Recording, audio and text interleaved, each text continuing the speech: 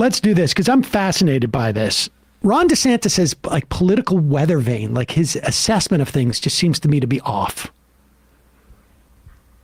Like the war that he's waging with Disney just seems to me to be bizarre.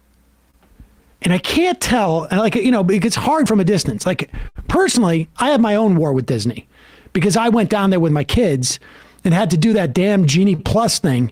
And it's been a year and a half, and I'm still trying to recover from having to sign up for the Genie Plus at, 6:30 in the morning and swiping down so that we can go see, what the big Star Wars, there's a big Star Wars thing at Hollywood, Disney Hollywood, and you got to get the Rise of the Rebellion or whatever it is. You get on that ride, and like I'm still recovering from how difficult that was. But I just don't think that people see Disney as evil, at least from, like, I have problems with Disney because media concentration, because of things like extending trademark and et cetera. But I just don't think your average American sees Disney as some type of evil thing. And Ron DeSantis keeps attacking Disney. It's bizarre. And it's not terribly effective. Here is Ben Shapiro, of course, applauding these attacks because he perceives Disney as not towing the line of the religious fundamentalism that Shapiro espouses. Disney has been on the retreat socially since people decided they don't wish to invest in their product. We'll see if Disney continues to double down. And the great suspicion is that in Frozen 4, they'll make Elsa a lesbian. If they do that, it is the end of Disney as a company. Predict it. You can write it down. It is April 17th. All right, pause it 1 second. Pause it 1 second. First off, the fact that Disney has had any losses in terms of revenue is all coming from Europe. It is not coming, or it's coming from their streaming service or something like that. It is not coming from any of their direct products at all. That's just simply a lie. It's something that they're trying to tell themselves to soothe themselves because that these theocratic conservatives are trying to pretend that there's enough of them out there that care about Disney. I don't even know what they're mad about Disney at. Like some of the elves or whatever, like the dwarves are gay or something, or what is it? He's saying that he's heard that in the newest installation of Frozen. Well, no, I know what he's saying about Frozen, but I don't even remember what the original offense was that they have. They're not discriminatory towards LGBT folks, or they have LGBT days at Disney, or and there was like a leaked meeting where a programming head was like, I want to insert my queer ideology into some of these things. I got news for you. Something like that. That's been going on for years and years. The Disney animators are sort of famously inserting Easter eggs almost. Or something like that. Of course. I got news for you about Hollywood too. Ben Shapiro's Hollywood. He's really going to be upset about this. There's been, in fact, you're not going to believe Rock Hudson and there's been gay people in show business and. For a long time. Masculine. I mean, Rock Hudson was, masculine. Oh, icons. Heartthrob. No, heterosexual icons. Yeah, exactly. Shocking, right? But here is, but he's lamenting now. I don't know if Elsa is going to be a lesbian. I mean, I would imagine Frozen really drives guys like this up the wall because, and it was the one. I'm sure there are others, but it was the one. I don't like any animation. I think people know this. But I did watch Frozen. I had to, of course, because I have children. It is the one princess story that doesn't make your stomach turn as the father of a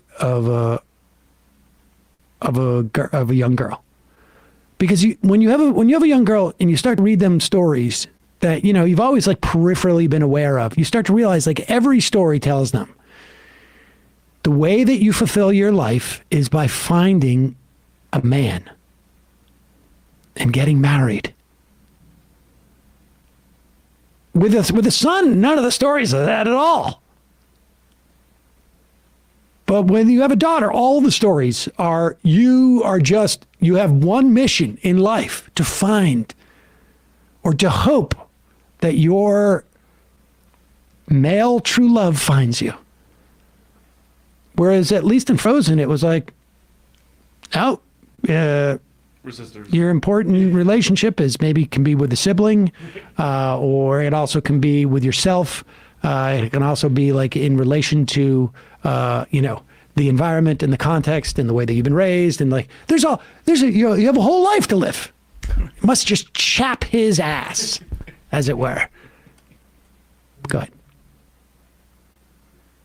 Disney has been on the retreat socially since people decided they don't wish to invest in their product. We'll see if Disney continues to double down.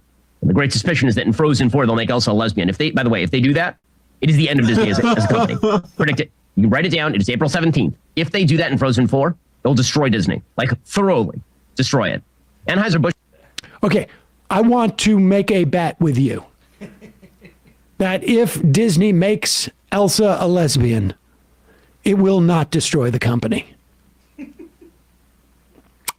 In fact, I'm willing to bet it may or may not hurt the movie.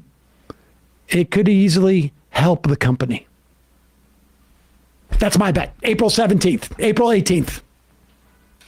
What a moron. Market. The best part is he was going into Budweiser. Yeah, that was the other company he was talking about. Yeah, but who apparently Anheuser-Busch has reported, I think, record profits recently also. Oh, Anheuser-Busch, without a doubt. The Republicans and the conservatives have made such asses out of themselves. I'm not even sure why they're. I know what it is. The reason why all of the conservatives and Republicans are mad at Budweiser was because Bud Light apparently did an ad or something with a TikTok personality named Dylan Mulvaney, who is transgender. I don't know who Dylan Mulvaney is. I don't really drink beer that much anymore. But it is hilarious how, like, they do this time to time. And the Republicans, they try and run these like big boycotts, and it worked back in the day. Like 20 years ago, these boycotts worked a little bit because there was no social media and there was no sense. Like they could get 3, 10, 15,000 people to write letters because they had these networks that were unrivaled because of churches and these church type of organizations. And people get intimidated because they wouldn't hear any other side of the argument. It's like when Cernovich went after my advertisers. In a different era, that would have worked. But because social media exists, people who aren't as heavily invested and who aren't aware can see what's going on and push back. And it makes them embarrassed. So what's that guy? I can't remember his name now. The congressman with the eye patch. Dan Crenshaw. Yeah, Dan Crenshaw, who's been trying to sort of like build his way back into the good graces of the conservative movement ever since he said, Donald Trump seems like he's problematic. He did a video where he was like looking in his refrigerator, I guess it was, or something, and saying like, no more Bud Light for me. Right. And he had some other beer in there, apparently also owned by Anheuser-Busch. I'm switching from Bud Light to Budweiser. Got you guys. Really nailed it. Yeah, like Pete Hegseth said something. He was like, I was at a baseball game, and instead of getting a Bud Light, I got another IPA, and then I realized It was also owned by Of course. Like, yeah, man, that's what happens. Like, Right. The best thing to come out of it, maybe we'll talk about antitrust issues. But put up this tweet by the Republican, the National Republican Congressional Committee. They're going after Bud Light big time. Thanks to Dylan Mulvaney. I honestly, I have no idea who Dylan Mulvaney is, and I guess I don't know their gender.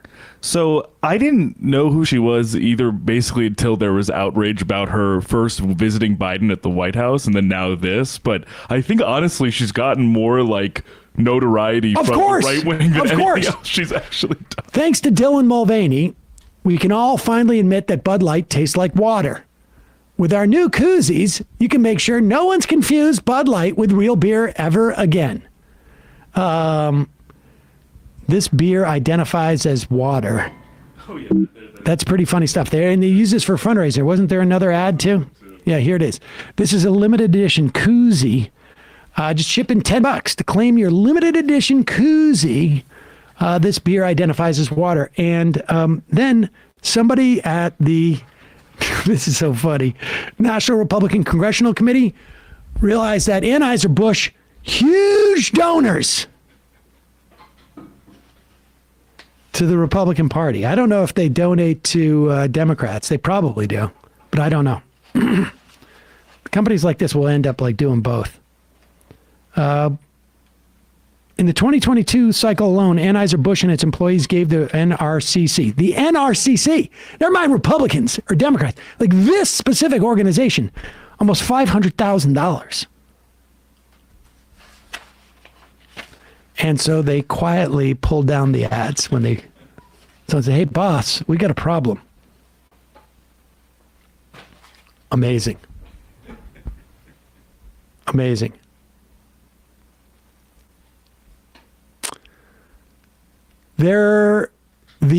Oh my God, Sam, that's not true. Disney's Brave was the first want to do that movie.